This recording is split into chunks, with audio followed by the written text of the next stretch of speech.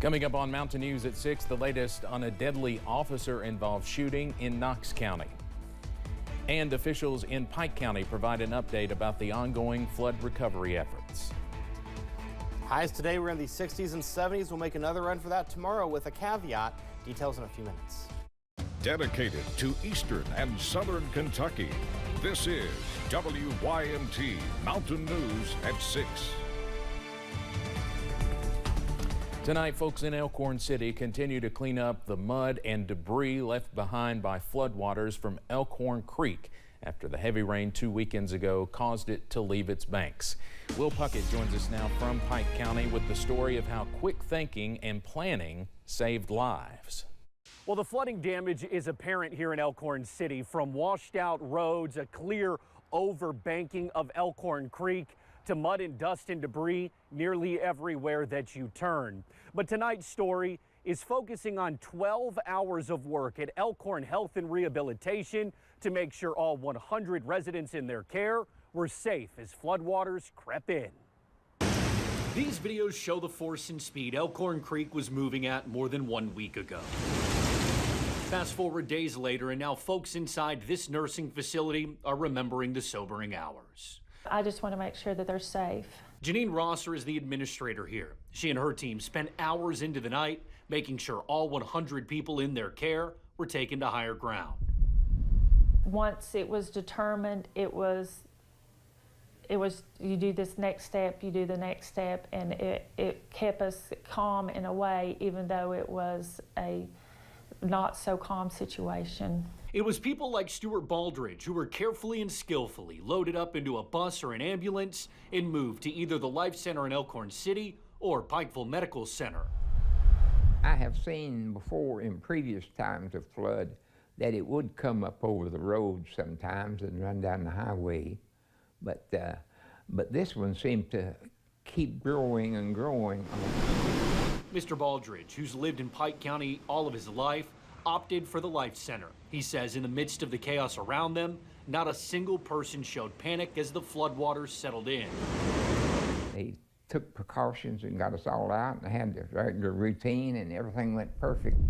A plan devised only months earlier in a conference room was put to the test, now being seen as divine intervention and a message to always be prepared. We had so many entities that came in here to help us, and I can't thank them enough for that. It was in December when they all met around that table to discuss what they would do if fires on the hillside crept near the center. But it ended up being floodwaters in the month of February that put that plan to the test. And at this moment, all cards are showing aces. In Elkhorn City, Will Puckett, WYMT Mountain News. Well, fortunately, water did not get into the building and everyone was able to return within a day. Pike County officials gathered with local and state leaders at the Appalachian Wireless Arena in Pikeville to provide an update on the ongoing flood recovery efforts. Today, WYMT's Buddy Forbes has the latest now from that news conference. This has been the most significant flood event since 1977. From celebrating the work of first responders and the hundreds of rescues that gave families in Pike County another day, there are hundreds of families who have been impacted. There are hundreds of businesses, small businesses, local businesses that have been devastated. to recognizing the 4 deaths connected to the raging waters that poured through the region Valentine's Day weekend. Those lives that are lost, it's not just a statistic. That's someone's loved ones. Pike County officials were joined by federal, state, and local leaders Tuesday, sharing the progress that has been made in the days since the floodwaters drenched their people. A lot of work to be done. Your streets are full of storm-related debris. Your homes are wet, and we understand that. With speakers saying assistance is already here and more is on the way to help the people clean up and stand up again. We are united as a mountain caucus to make sure that we get the assistance we need out of Frankfort, and we have been promised that that assistance will be forthcoming. FEMA's interim director, Cameron Hamilton, said crews have been in the area for days. And now that President Donald Trump has approved disaster aid for several counties in eastern Kentucky, federal funding is available. I can tell you that you're not forgotten about. We deeply care about the needs of this community, and we are going to partner with you in every way possible to ensure that this community can recover as swiftly as possible. Hamilton says though the agency has more work to do in order to get connected with flood survivors, efforts are underway. We have to be faster. That's the reality. And so we're looking at every method possible to speed up that process. We want survivors to get answers in hours or days, not weeks. Saying it is all about putting boots on the ground and showing up for those who just want to move forward. To return back to a normal way of life, and I think that's what everybody's looking for. In Pike County, Buddy Forbes, WYMT Mountain News. FEMA representatives say you can apply for disaster aid now online at disasterassistance.gov by downloading the FEMA app or by calling 800-621-3362. Again, 800-621-3362. Congressman Hal Rogers also posted on social media this afternoon that the FEMA acting administrator in Kentucky's 5th Congressional District informed Floyd County Judge Executive Robbie Williams that Floyd County has been added now to the major disaster declaration. That makes 11 counties on the list now. Goodwill Industries of Kentucky are offering vouchers following the recent flooding. $50 vouchers will be offered at Goodwill stores in Hazard, Paintsville, Pikeville, and Prestonsburg.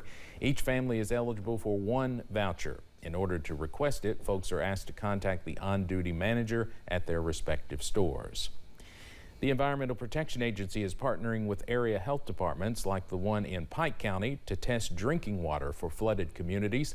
The EPA parked its mobile lab outside the Pike County Health Department this week, working with the Kentucky Department for Public Health to test water from both public feeds and private wells. The mobile facility has incubators and other needed equipment to monitor the water for E. coli and total coliform, which officials say are indicators of fecal matter. And the mobile lab helps to streamline the testing process for people who are concerned about the safety of their water on top of the stress of the flooding. We are trying to do as quickly of a turnaround as we can, so we have a 24-hour incubation period once we receive the samples, and then it's a 48-hour turnaround time in general. So make sure people can get when they get back to their homes, that they're able to start drinking their water as soon as possible, and that when they drink it, they're sure that it's safe to drink. Testing kits can be found by visiting the health department and must be dropped off at specific places. The mobile lab does not accept water samples out of the official chain of custody or in any unofficial containers. Many communities have been fighting water issues since the flooding, including here in Hazard and Perry County. City utility crews continue to work to restore areas with clean water. Shortly after the flooding, almost 1,500 people were without water. But as crews work around the clock, those numbers are going down. City Manager Tony Eversole says crews have been passing out water bottles in areas that need it. We'll have more on the water situation tonight at 11. Officials say more than 80 businesses and 300 homes were affected in some way during the Valentine's Day weekend flood in Perry County alone. Now business owners are doing what they can to get back on their feet. WYMT's Amelia Lee spoke with one of them about her next steps. Stephanie Callahan owns Hot Mess Express in Talons on Main, nestled on each side of Francis Diner. She expected the flood, but not to the extent that it happened, moving as much as she could. There was nothing else I could do. We did what we thought was best. Now I wish I'd moved everything out, but hey, the mud, you can't stop a flood. No, it's coming. It's coming. This is all of the clothing that Callahan managed to salvage from both of her stores on East Main Street. Right now, she's working to organize that clothing so she can sell what's left. We watched her life float away. She moved clothes into her higher ground store, watching the water continue to rise, knocking down shelves, leaving a mess in its wake. So that's kind of what we did. We just kind of took one thing to the other and put everything up. But yeah, didn't save it. With Eastern Kentuckians coming hand in hand to clean up the mess and help Appalachia recover as a mountain family. I wouldn't want to live nowhere else in the world. I really wouldn't. I wouldn't want to have a business nowhere else in the world. This place is home. These people are just godsends. Callahan is helping other business owners down the street while working to recover alongside them. It's just us, just home. These are our people. Seeing the good and taking everything in one day at a time. In Hazard, Amelia Lee, WYMT, Mountain News. Callahan says from what she was able to salvage from her store, she would like to open up and start selling again by Friday at Talons on Main. We had wall-to-wall sunshine across eastern Kentucky. Temperatures were in the upper 60s and low 70s. This is a scene from Buffalo Mountain. We'll go ahead and start the time lapse again. A few little high, thin cirrus clouds, but that's it. We had plenty of sunshine. Temperatures, as mentioned, were in the 60s and 70s. 70 in Jacksboro, 69 in Middlesboro, as well as Harlan, 68 in Hazard, 67 in Prestonsburg. Jackson and Pikeville checked in with a high of 66 degrees. Right now, Jackson is sitting at 63. Same story in Hazard. Grundy checking in with 55. The Double Nickels, same story in Wise, 64 in Jonesville, 65 in Middlesboro. All is quiet on live pinpoint Doppler radar. That will change as we go into the evening hours of your Wednesday, as rain chances will start to pick up. Tonight, though, not bad. We'll see mainly clear skies. We'll see a temperature right around 52 by the 10 o'clock hour, 4 a.m., upper 30s and low 40s. When you wake up in the morning, temperatures in the mid to upper 30s will greet you. But as mentioned, rain chances are in the forecast. We'll plot everything out in the first alert forecast in a few minutes. Steve. All right, Eric, thanks. We continue to follow a developing story out of Knox County, where we now know there was a deadly officer-involved shooting last night. It happened on Hubbs Hollow Road. WYMT's McKinley Calandrino has the latest. The Kentucky State Police have been working on an investigation after an officer-involved shooting happened Monday night in Knox County. KSP's critical response incident was requested to respond to the scene at 6 o'clock p.m. at Hubbs Hollow Road. State troopers arrived to assist the Barberville Police Department in executing an arrest warrant on 44-year-old Stephen Carter. Shortly after troopers arrived on scene, Mr. Carter was located behind the home with a firearm. One trooper verbally commanded him to drop the weapon. During the encounter, the trooper fired his weapon, fatally wounding Carter. The Knox County coroner pronounced Mr. Carter dead on the scene at 7:44 p.m. This is an ongoing investigation. In Knox County, McKinley Calandrino, WYMT Mountain News. McKinley, thanks. We'll continue to update this story when we learn more. A man and woman are facing charges following the death of a child in McCreary County. Deputies responded to a home in the 7,000 block of West Highway 92 about a 14-year-old being unresponsive. The child was taken to a Wayne County hospital but died. According to an arrest citation, it says investigators saw major injuries on the child.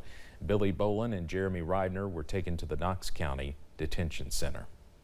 3 people were arrested after they reportedly took mining equipment in Harlan County. Police were patrolling the Bledsoe area on Sunday. When they made contact with the suspects at the mine site, they saw an industrial hydraulic jack belonging to a mining company in the back of a truck. Nelson Brock told police he placed the jack as well as other items in the truck. Stacy Brock and Doug North admitted to taking items as well. All right, weather headlines for tonight. Wall-to-wall sunshine was the name of the game today. We'll start your day off with sunny skies for Wednesday. The temperatures will go up, but rain chances are in the forecast. We'll plot everything out coming up in a few minutes.